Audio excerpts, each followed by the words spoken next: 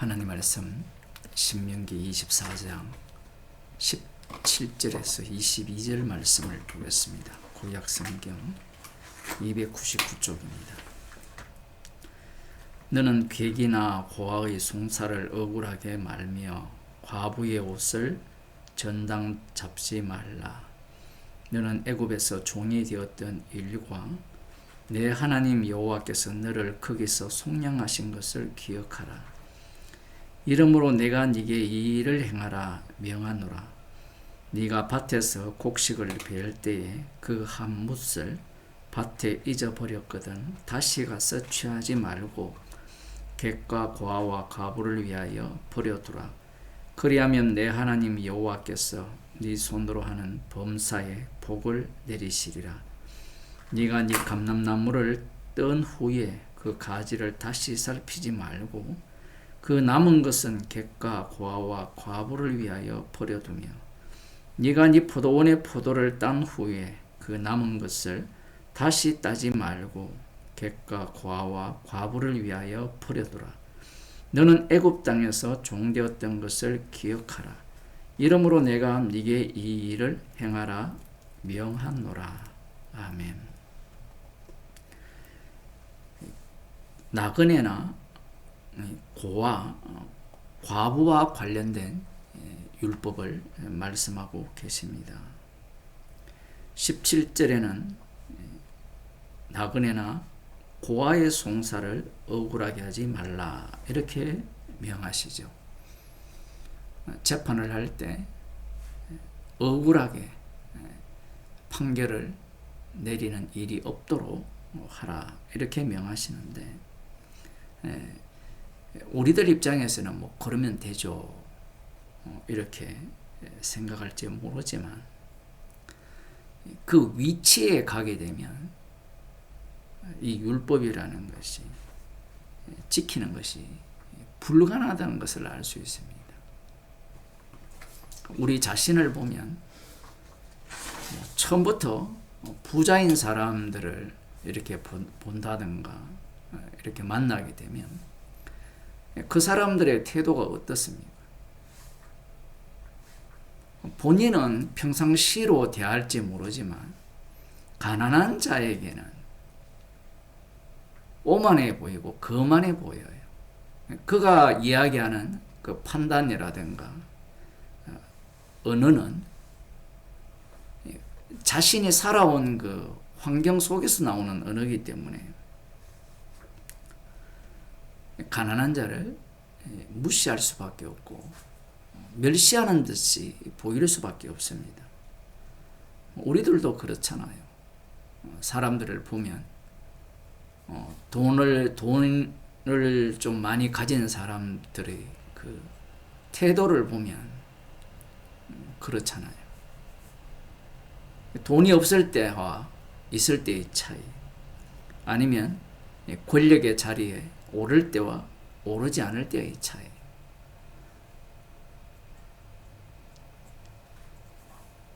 고아나 이 나그네의 송사를 편견되게 할 수밖에 없는 게 권력자, 가진 자의 입장에 본인이 가기 때문에 그래요.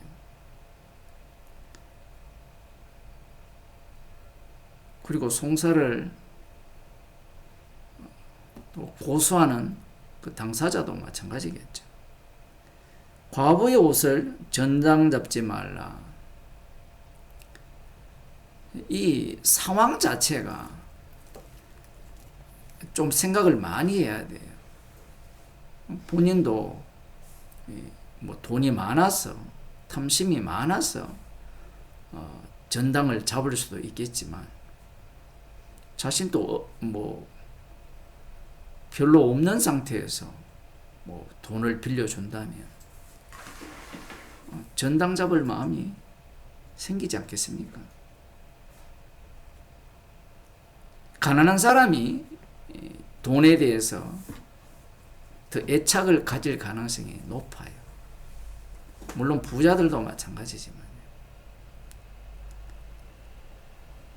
하나님께서 이 말씀을 하신 이유는 너는 애굽에서 종이 되었던 일과 내 하나님 여호와께서 너를 거기서 속량하신 것을 기억하라. 이러므로 내가 네게 이 일을 행하라 명하노라. 나그네나 고아의 송사를 억울하게 하지 말며 과부의 옷을 전당 잡지 말라는 말씀은 애굽에서 이스라엘을 구출을 할 때 속량하셨다라는 거예요. 속량이라는 것은 값을 주고 구출하셨다라는 겁니다. 그 값은 6월절 어린 양의 피입니다.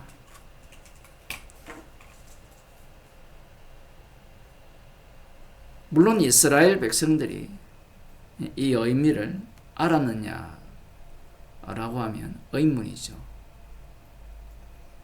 단지 이들은 애굽에서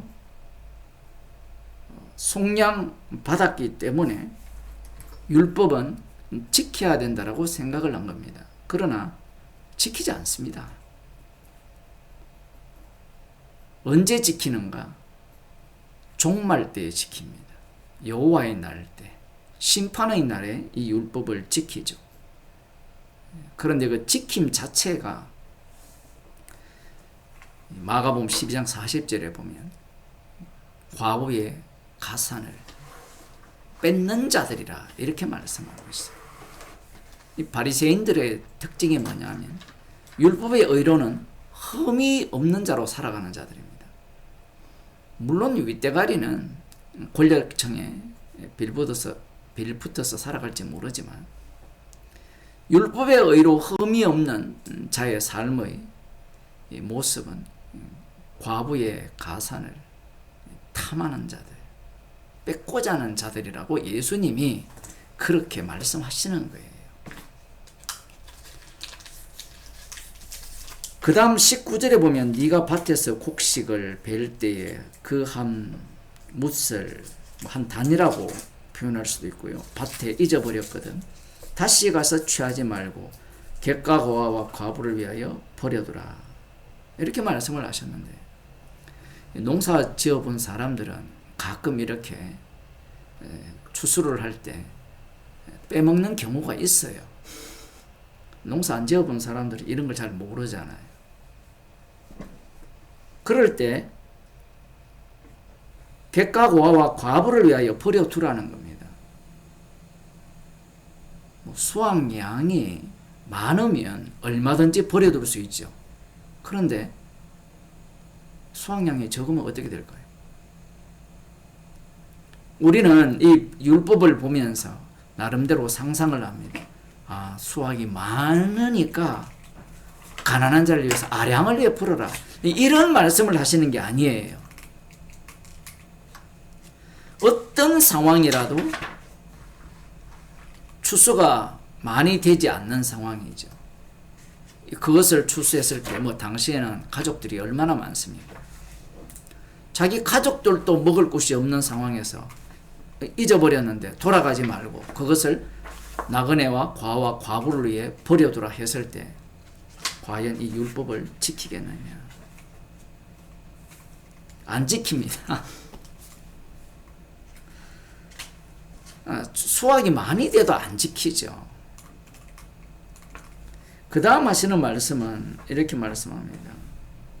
네가 네 감람나무를 뜬 후에 그 가지를 다시 살피지 말고 그 남은 것은 객과 고와 과부를 위하여 버려두라.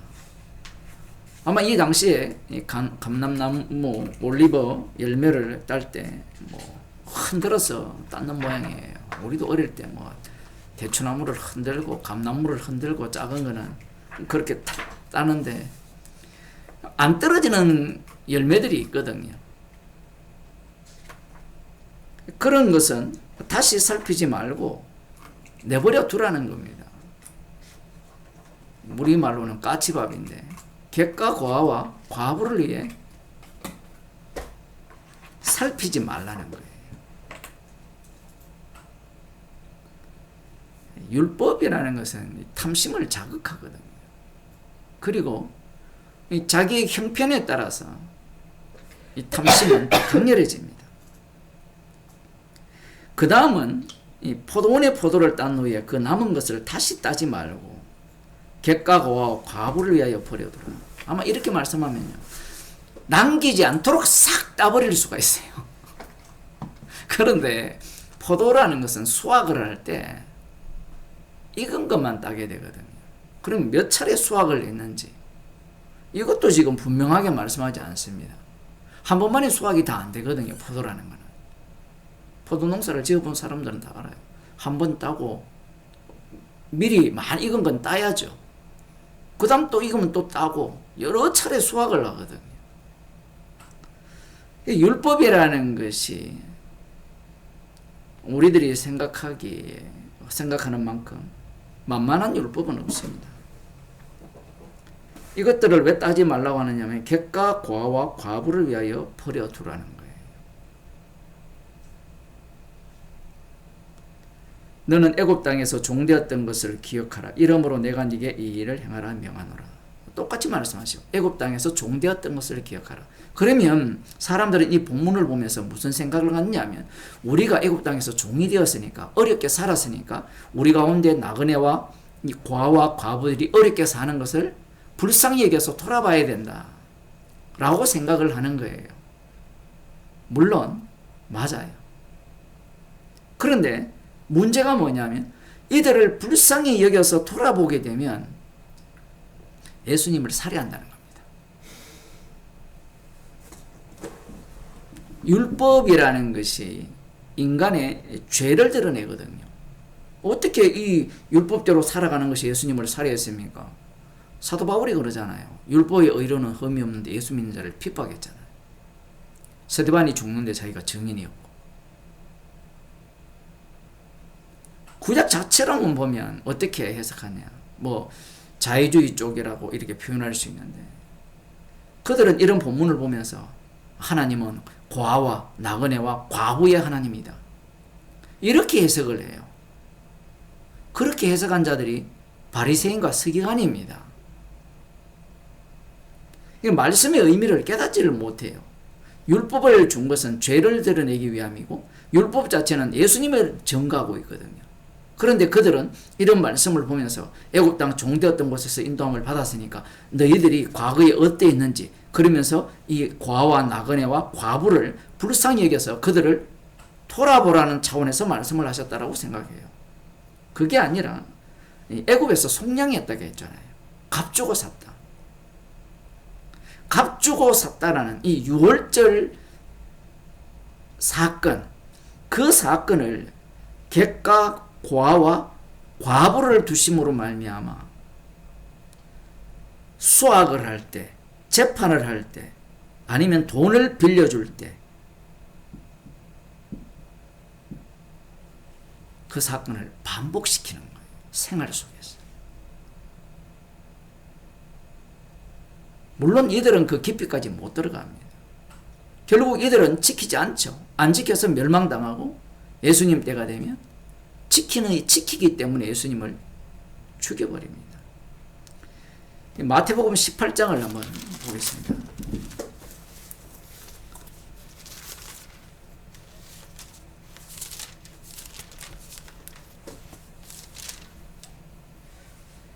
그때 베드로가 21절 나와 가로되 주여 형제가 내게 죄를 범하면 몇 번이나 용서하여 주리이까 7번까지 하오리이까. 아직 베드로는 성령을 못 받았어요.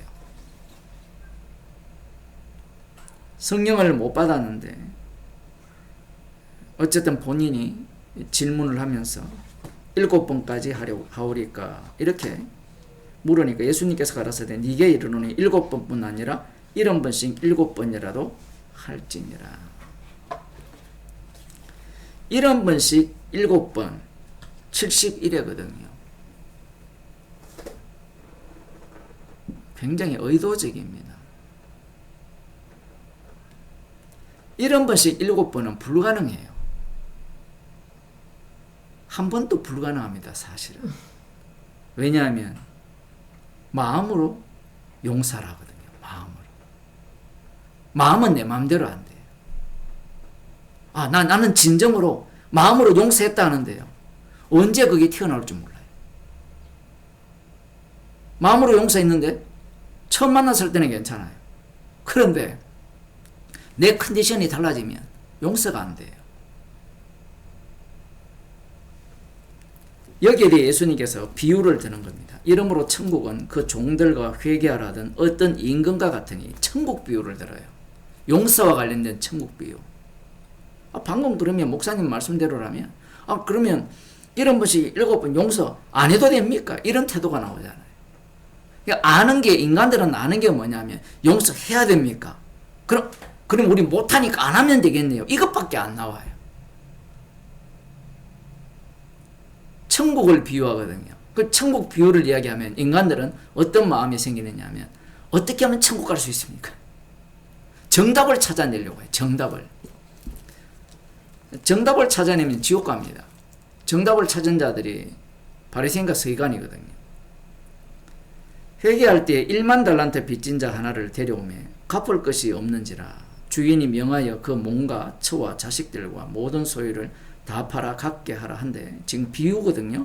그 종이 엎드려 절하며 가로되 내게 참으소서 다 갚으리이다 하거늘 그 종의 주인이 불쌍히 여겨놓아 보내며 그 빚을 탕감하여 주었더니, 그러니까 불쌍히 여겨 달라고 한다고 천국의 주님이 용서하는 거 아니에요. 지금 그 이야기를 하는 게 아니라 지금 비유를 이야기하는 거예요. 비유.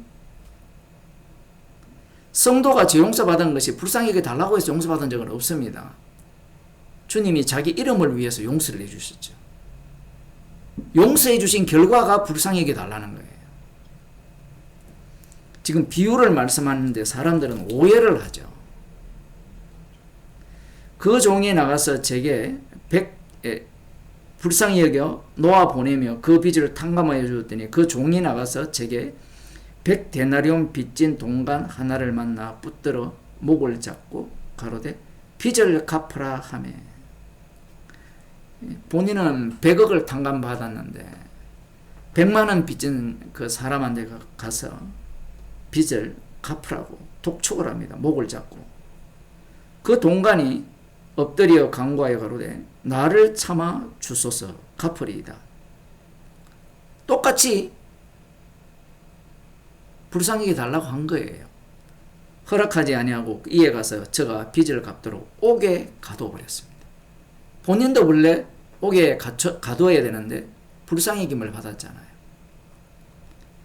그 동관들이 그것을 보고 심히 민망하여 주인에게 가서 그 일을 다 고하니 이에 주인이 저를 불러다가 말하되 악한 종아, 네가 빌기에 내가 네 빚을 전부 탕감하여 주었거늘 내가 너를 불쌍히 여긴과 같이 너도 네 동관을 불쌍히 여김이 마땅치 아니하냐 하고, 여기에서는 불쌍히 여겨달라 해서 불쌍히 여겨준 거잖아요. 저쪽은 불쌍히 여겨달라 했는데 안 했어요. 그래서 이 사람을 어떻게 하느냐, 주인이 노하여 그 빚을 다 갚도록 저를 옥졸에게 붙이니라. 이게 비유입니다. 그러면서 마지막에 이 35절에서 너희가 각각 중심으로 형제를 용서하지 아니하면 내 천부께서도 너희에게 이와 같이 하시리라. 베드로는 성령을 못 받아서 질문을 한 거예요. 나름대로 뽐내는데. 그런데 예수님은 천국의 백성들이 어떤 모습으로 드러나는가를 말씀하는 겁니다. 그걸 끌고 왔어. 어떤 내용을? 중심으로 형제를 용서하는 것을 갖고 끌고 온 거예요. 이 말씀이 어디와 연결되어 있는가 하면 마태복음 6장 11절과 연결되어 있어요. 주님이 가르친 기도에서 우리가 우리에게 죄 지은 자를 사하여 준 것 같이 우리 죄를 사하여 주옵시고, 이 말씀과 지금 이 비유가 일치하는 본문입니다. 아니, 예수님께서 우리의 죄를 먼저 용서했잖아요. 맞죠? 그러면 용서를 받았다면, 십자가의 피로 구원을 받았다면 우리에게 죄 지은 자를 용서 안 해도 죄가 용서된 거잖아요. 이 구원론, 이 구원파들의 문제가 뭐냐 하면 십자가의 피로 다 용서받았기 때문에 이런 말씀을 멸시해요. 삭제를 해요. 오늘 본문도 마찬가지죠. 이 18장에 나오는 각각 중심으로 형제를 용서하지 아니하면 내 천부께서 너희에게 이와 같이 하시리라. 그럼 아멘 하면 되는데 구원파들은 이걸 어떻게 생각해요? 중심으로 용서 안 해도 주님이 십자가의 피로 과거의 죄, 현재의 죄, 미래의 죄를 다 용서하고 영원한 대제사장이시니까 우리를 용서했기 때문에 이 말씀을 어떻게 해석할까요?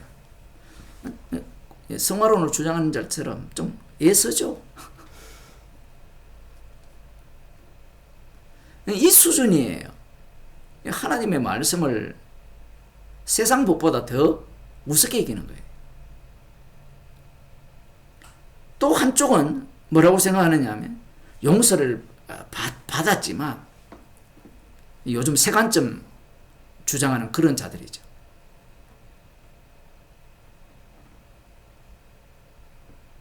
세관점이 뭔지는 아실 겁니다. 김세윤 교수가 주장하는, 톰 나이트가 주장하는. 십자가로 용서받았지만 우리가 이 말씀을 우리가 우리에게 죄 지은 자를 용서하지 않는다면 주님의 용서를 받을 수 없다라는 거죠. 천국에 못 들어간다는 겁니다. 알미난주의도 마찬가지죠. 각각 중심으로 형제를 용서하지 아니하면 천부께서 너희에게 이와 같이 하시리라 하셨으니까 우리가 중심으로 형제를 용서해야만 천국에 갈 수 있다라고 하죠. 행위를 끄집어내는 겁니다. 성경은 예수 그리스도의 죽으심을 전가하고 있는데 이 둘의 해석의 문제가 뭐냐면 자기 구원에 미쳐 있어요. 구원파들도 자기 구원이죠. 알미니안도 인간 구원론이죠.